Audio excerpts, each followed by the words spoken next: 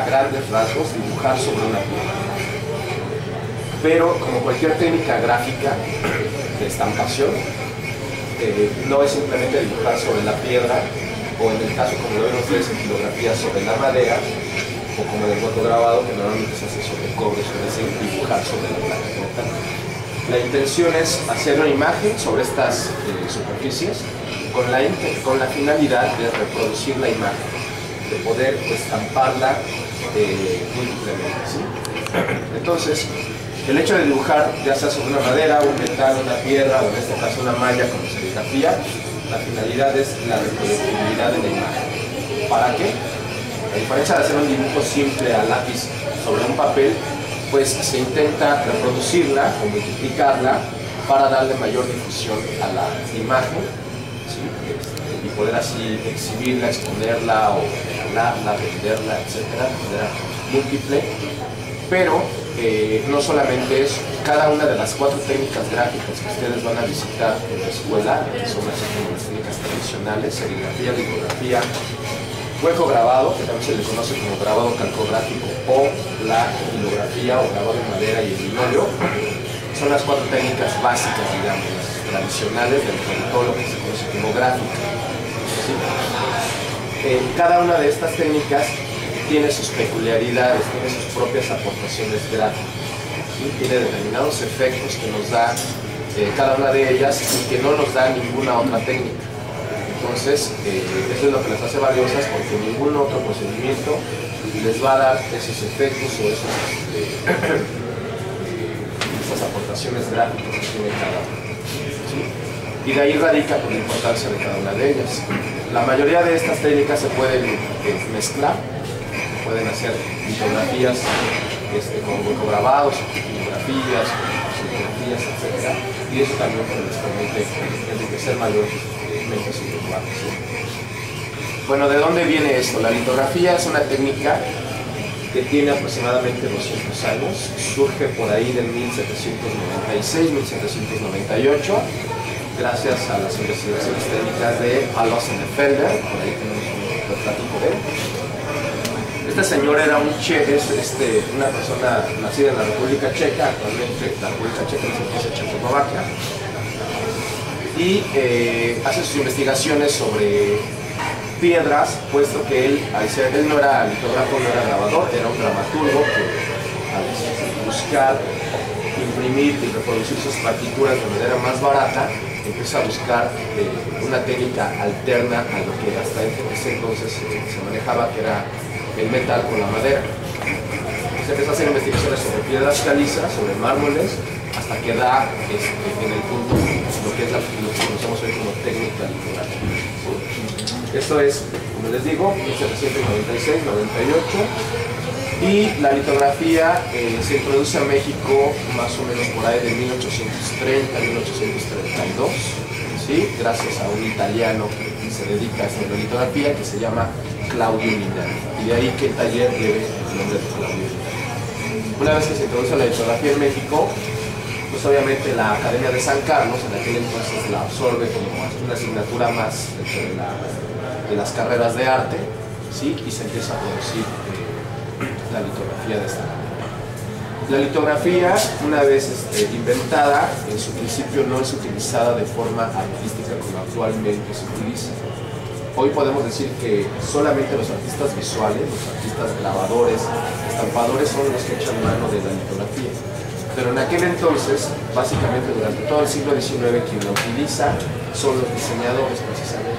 Lo utilizan para hacer carteles, para hacer estampas sobre diseños de empaques, cualquier tipo de impresión que tenga una finalidad más industrial. Obviamente, con el paso del tiempo, empiezan a surgir otras técnicas que abaratan los costos, que aceleran la producción y la impresión, y pues la litografía comercialmente o industrialmente empieza a entrar en desuso, empieza a caducar. Entra el offset, por ejemplo, el offset es un derivado directo de la litografía, y pues la técnica como tal, como surgió, pues ya no es aplicable, ¿no? Para el diseño. Entonces, al descubrir los artistas visuales sus cualidades expresivas, las retoman, pero ya para producir obra, y entonces utilizarla como actualmente se utiliza. ¿Quiénes tenemos como referencia en aquel entonces? Pues está Seurat, está Henri Matisse. Los carteles famosos que conocen de Matisse fueron hechos en litografía. Y artistas conocidos e importantes, pues está obviamente Pablo Picasso, Henri Matisse también, está Toulouse-Lautrec, Toulouse-Lautrec, el de los carteles, Henri Matisse, está Chagall. Hay muchos artistas visuales que, a pesar de que eran originalmente pintores, escultores, pues echan mano también del grabado y de la fotografía para expresarse, ¿sí? Y pues bueno, hasta nuestros días han pasado muchísimos artistas que han echado mano de esto. Aquí en México el mismo Rufino Tamayo, José Luis Cuevas, Borja, muchos artistas que seguramente ustedes conocen, ¿no? Y en su origen también la litografía se utilizó para reproducir obras arquitectónicas, escultóricas o pictóricas, ¿sí? Para poder difundir pues, toda esta obra en América y en otros países, ¿sí? ¿Hay alguna pregunta hasta ahorita de lo que es más o menos así, muy a grandes rasgos de eso?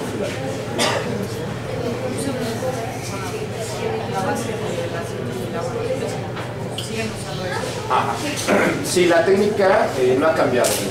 La litografía sigue siendo la misma. Obviamente hay ciertas variantes que se han ido haciendo.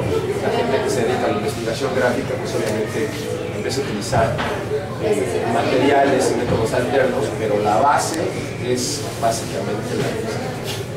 De hecho, vamos a empezar por el principio, ya que tomaste la pregunta. ¿Cómo es posible hacer una litografía? Para que puedan entender cómo se hace una litografía, voy a tener que explicar primero cómo funciona el hacer un hueco grabado o un grabado en gilografía. ¿Cuál es la diferencia? Cuando se hace un grabado en madera, a lo que conocemos gilografía, se hacen incisiones con gubias con la finalidad de tintar la superficie con un rodillo, y las incisiones que se hicieron, el hueco, queda en blanco. Así que lo que se tinta es la superficie. ¿Sí? Eso se le conoce como grabado en relieve. El hueco grabado es exactamente a la inversa. Hacen ustedes incisiones sobre la superficie, ya sea de metal, de acrílico, de la materia que sea, pero se entintan los huecos y la superficie se mide. Entonces es exactamente a la inversa, y eso se le conoce como grabado calcográfico o hueco grabado. En el caso de la litografía no hay incisiones. En ningún momento se utilizan herramientas para hacer alguna incisión y entintar hueco o relieve. Todo sucede en un mismo plano. Por eso es una técnica planográfica, igual que la técnica de la serigrafía, aunque la definición no es exactamente la misma, pero todo sucede en un mismo plano. ¿Cómo es posible entonces fijar una imagen sobre una superficie de una piedra si no hay incisiones? Pues todo funciona en base a un cambio químico. La litografía originalmente se hacía sobre bloques de piedra caliza, ¿sí? Bloques de piedra caliza en donde encontramos. La referencia más inmediata son las pirámides de Egipto. Cada uno de esos bloques inmensos del tamaño de un coche que forman las pirámides de Egipto son piedra caliza, ¿sí? ¿Dónde encontramos más piedra caliza? Cuando van a museos arqueológicos, donde ven ustedes fósiles en las piedras, eso es piedra caliza. ¿Qué es la piedra caliza? Que son yacimientos de organismos unicelulares fósiles que se fueron depositando en mares poco profundos hace más o menos 150 millones de años. Estamos hablando más o menos por el Cretácico y el Jurásico. Entonces estos polvos de organismos unicelulares se depositan en los fondos de estos mares, con el tiempo se solidifican y se convierten en estratos. Con los movimientos telúricos se rompe ese depósito de piedra y se forman los estratos en distintos grosores. Entonces, muchas empresas que se dedican a hacer piedras para recubrimientos de casas, etc., las utilizan de manera decorativa. Pero para que se pueda utilizar en litografía, tienen esos estratos que cumplir con un cierto grosor.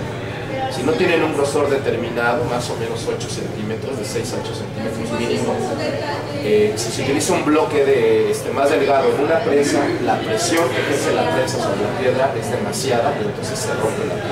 Por eso es necesario que los bloques sean muy gruesos, ¿sí?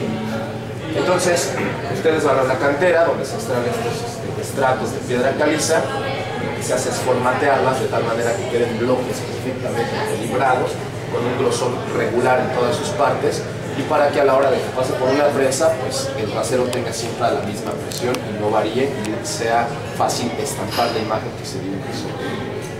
¿Ok? Pero bueno, ¿qué es la piedra caliza?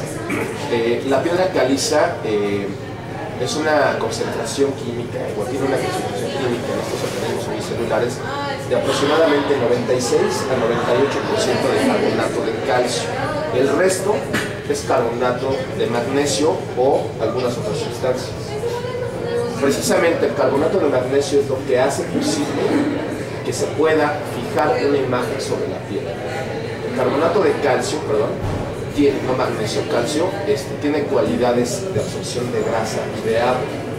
Si ustedes mojan una piedra caliza, le ponen una esponja impregnada con agua, va a chupar rápidamente esa agua, tiene una cualidad de absorción muy fuerte. Pero lo mismo pasa con la grasa. Entonces el Lefebvre, al percibir esto, de que se retiene la grasa o se impregna en la superficie de la piedra, empieza a hacer juegos químicos para poder fijar la imagen y así poder reproducir.